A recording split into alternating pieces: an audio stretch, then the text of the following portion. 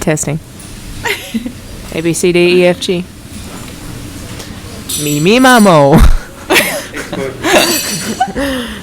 All right, go on, Dak. She sells seashells by the seashore. Okay.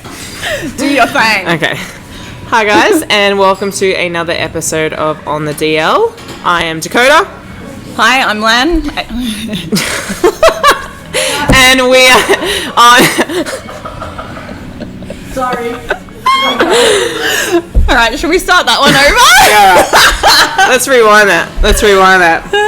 Hi, guys, and welcome to episode 2 of On the DL. This is also the second intro. I am Zach, and this is Len. Hi. And today we're going to be covering keto and low carb. Yeah. This is quite controversial and the most Googled diet in the world. That's it. We don't want to overcomplicate it because it is quite science-based, but, Len, did you want to give us a rundown of the basic of what makes keto different to low carb? Yeah, okay, so the ketogenic diet is all about getting into a ketogenic state, which essentially can be achieved in a couple of different ways. The most common way, the way that most people know about, is by cutting your carbohydrates in your diet, so going really, really low on your carbohydrate intake. Mm-hmm. When we say low, a ketogenic diet is around 20 to 25% protein, 70 to 75% fat, and then the remainder in carbohydrates, so around about 5% of your daily intake, which is incredibly low, right? So this is actually difficult to achieve even just with vegetable intake. So even with just a few extra veggies, you're going to push yourself over and most likely come out of your ketogenic state. Now, a ketogenic state is achieved because when the body is completely depleted of carbohydrates, it needs to find a different energy fuel, basically, right? So it needs a different system that it can utilize to fuel things like the brain. So it creates ketone bodies as an alternative fuel. Not necessarily as effective fuel in terms of the brain would much prefer glucose as an energy source, but when it's not available, it'll make do with ketone bodies. There's actually a really good little YouTube vid from Dr. Mike on the brain and why it prefers glucose. So if you wanted to go check that out, definitely go check it out. So what's interesting about the ketogenic diet that most people don't know is it actually came about as a resolution for people with seizure disorders. Epilepsy. Yeah. And it came about because they realised that fasting was a really effective way to reduce seizure frequency and severity in people with seizure disorders. But they realised that fasting was not a sustainable method. They're like, we can't get children to fast. We can't get people who are ill to fast consistently. So we need to find a better method. And they realised that the beneficial components that came out of the fasting, the reason the fasting was so effective, was that certain ketone bodies, they help to almost rebalance the state of the brain in people with epilepsy, seizure disorders. So they kind of slow it down a little bit. So with people with seizure disorders, they're getting too many excitatory messages too quickly, and that's what causes the seizure. Whereas with the ketogenic diet, it sort of brings back the metabolic state of the brain to a much slower, more comfortable rate. And it calms it down. There's less energy production happening as quickly as well. So essentially it became really beneficial for treatment of seizure disorders, and they still use it to this day.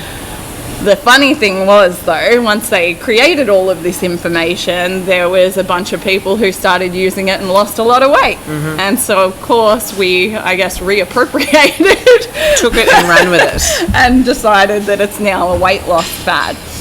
The thing is, though, keto as a weight loss method, so you know this, and the vast majority of people in our industry know this, but a lot of us still use it. The weight loss that you're experiencing, at least the initial weight loss, is mostly glycogen leaving the muscle, or the sugar that's stored in your muscle leaving your muscle, and water coming along with it, right? So we get these rapid losses, 2, maybe 3 kilos in a week, which is really exciting and very motivating. But it's not necessarily what we want it to be. It's not the fat coming off at any higher rate than you would in a normal deficit.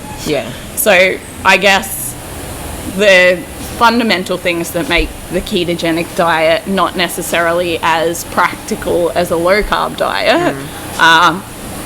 No patient I've ever had who trains at all is on only 25% protein. I don't think people understand how hard it is. Oh, it's so hard. Yeah. Like the 5% of carbs, like there's, you're not eating any fruit. Yeah. Like, so there goes that macronutrients and those minerals. Your list of vegetables veggies gets cut in half because you can only really have the ones that don't have a lot of carb or sugar in them. And even then, the quantity has to be controlled. Yeah. So we end up with all sorts of issues with gut microbiome problems, which again, in people with seizure disorders, they'll take the gut microbiome issues over seizures any day of the week. But risk versus reward for the average person, not super useful.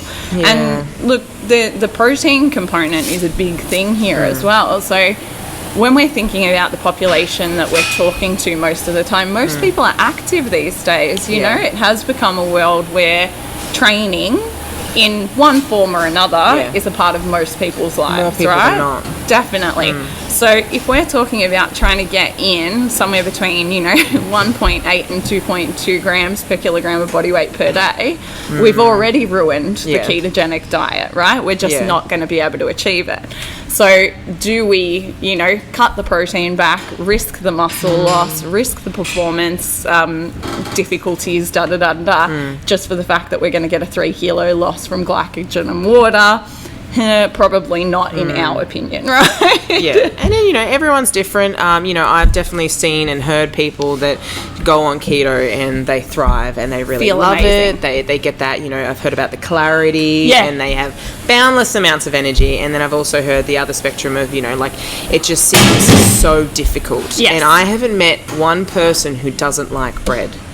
It's very true. I haven't met one person that doesn't enjoy bread. Though the keto people are very clever and they've come up with keto bread now. Okay, well that's fair. That's fair.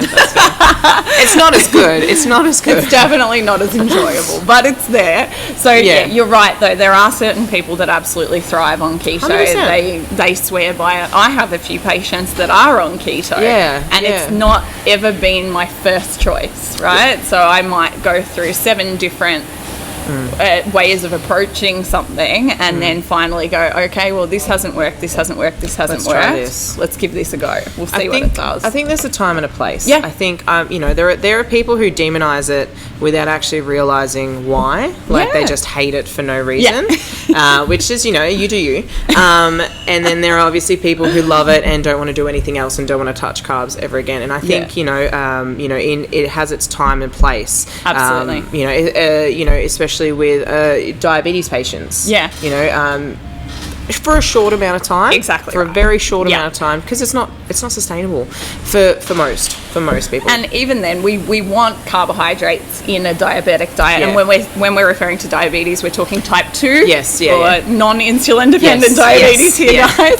Yeah. But we understand that for a short period of time, eliminating those carbohydrates gives the body a bit of a break. Yeah. So in diabetes, well, basically in our bodies, the pancreas is producing beta cells, the beta cell is producing insulin, and that's how we, transport carbohydrates into the cells, In people with diabetes, this is not an effective system anymore for a number of different reasons. So if there's all this sugar building up in their system, but there's no way of transporting it into the cells, this is when diabetes becomes a problem. Putting someone into a ketogenic state resolves that issue for a minute. But we don't want the body to stop producing insulin altogether.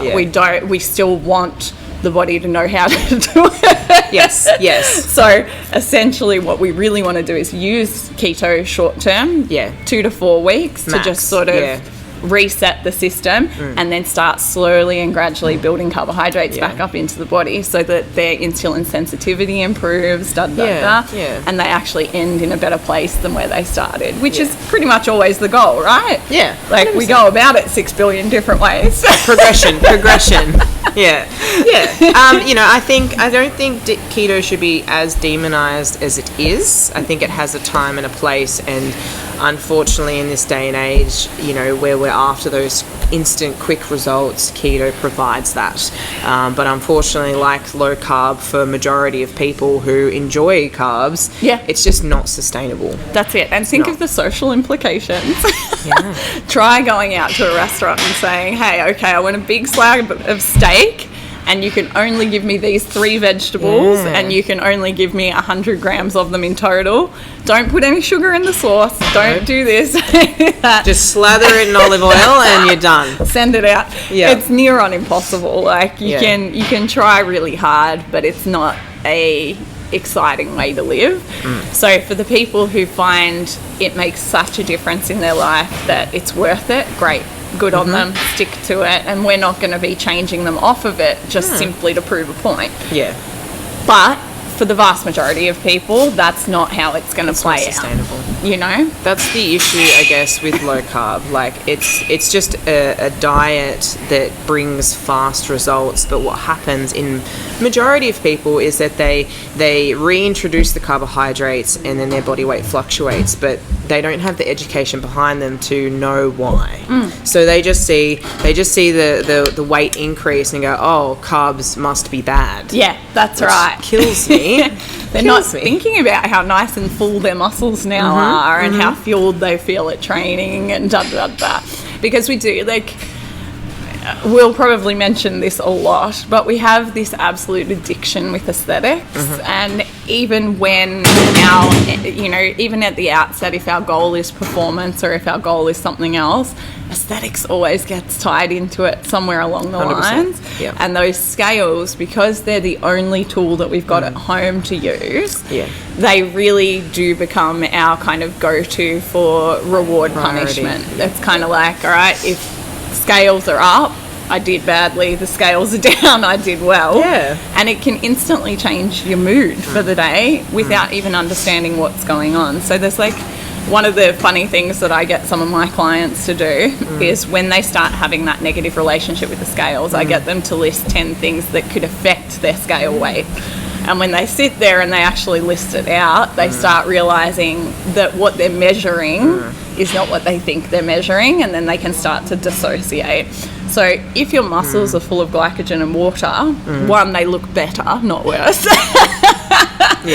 2, they perform better. So you're going to go into your training sessions, you're going to be able to push harder. And guess what? When you push harder, you build more muscle, which increases your basal metabolic rate, which just keeps churning away. So on and on and on. It's all these positives that we're not seeing because we get attached to that scale weight. Number. And then we have that innate reaction. It's like, all right, I've got to fix this. I'm heavier. I'm not happy. I'm 100 grams heavier, and now I must undereat today. Exactly. It's a weird mentality. It's vicious. That's it. And that's why, again, like you said, a lot of people get caught in the keto situation because they see that rapid loss, but then when they eat carbs again, it goes up. So then they go back to keto because they're like, well, that worked for me. It's like, well, no, keto didn't work for you guys. It worked for you short term, but you can't sustain it. So is it going to work long term?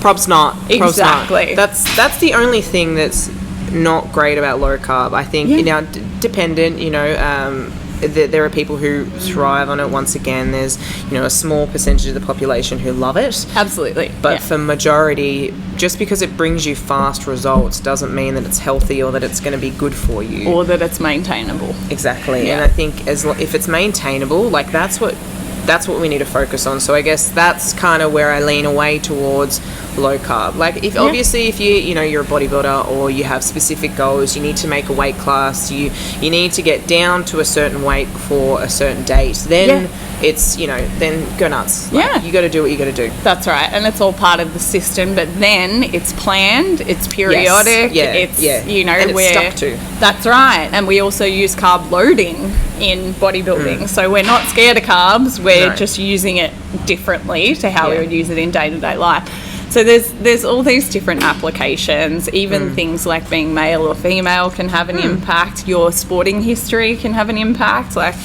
I've played every sport under the sun since I was about 5 years old, so I've never had a problem with carbohydrates. My insulin sensitivity is great. My body tends to love carbs. People who were really inactive when they were younger, they might have a predisposition to, responding better to a lower carb diet initially, and then as their insulin sensitivity improves, they can usually move towards that high carb state as well. There's so many different applications for all diets, and yes, there are some that we probably don't agree with at all, but the vast majority of them have their time and their place, right? Yeah, even 100%. intermittent fasting, think of Ramadan, right? Like religious beliefs can have an impact, and we can then use intermittent fasting as a tool so that we can keep them healthier during Ramadan. So it's when we're talking keto and low carb, I think what we really need to keep coming back to is what you said earlier. There's a time and a place for it. Use it for those times and those places, and then try and graduate from it. So try and graduate to a place where it's more maintainable, more manageable, more social, has more beneficial impacts than it does detrimental impacts, and just be aware of those changes. Start measuring more than what you weigh. you know? Yeah. All of the we look at metrics a lot, and metrics are really good, but biofeedback is really important as well. If you're feeling more energetic, more motivated, more excited, happier, on carbohydrates, well, then that's probably a good sign that your body's going to thrive off of them. If you're feeling better on keto, that's fine too. Just try and understand why. Try and understand how and why. I had a powerlifter, a really good powerlifter, who thrived off of keto. Never seen it before in my life. Honest to God, I was so hesitant to do it.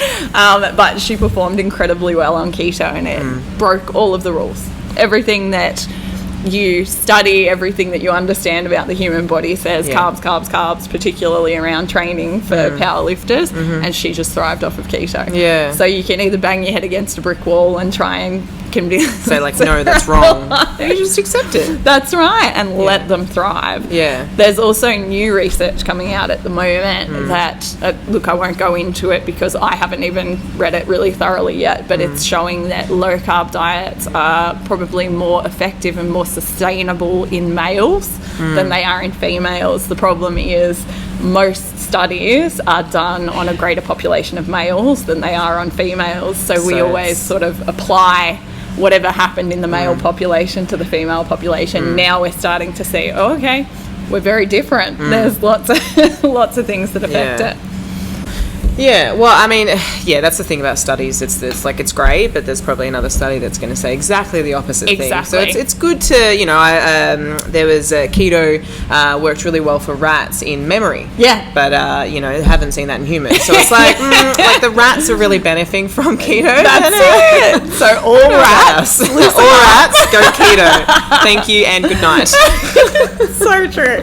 But application is key, right? We listen to the information, we process it, and then we apply it to the situation.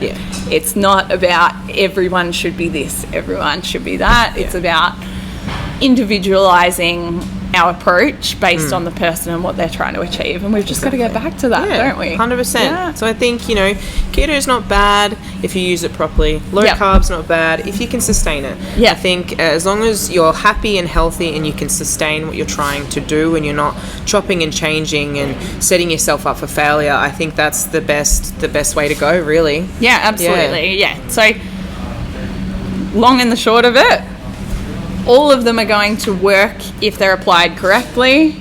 Let's just think about whether or not it's something that you should be doing yourself for your situation. Exactly. Well put. Alrighty. Sweet. All right. Job done. Thank you for joining us, guys. And we'll probably see you in a few minutes and next time. Take care, guys. Bye. Bye, guys.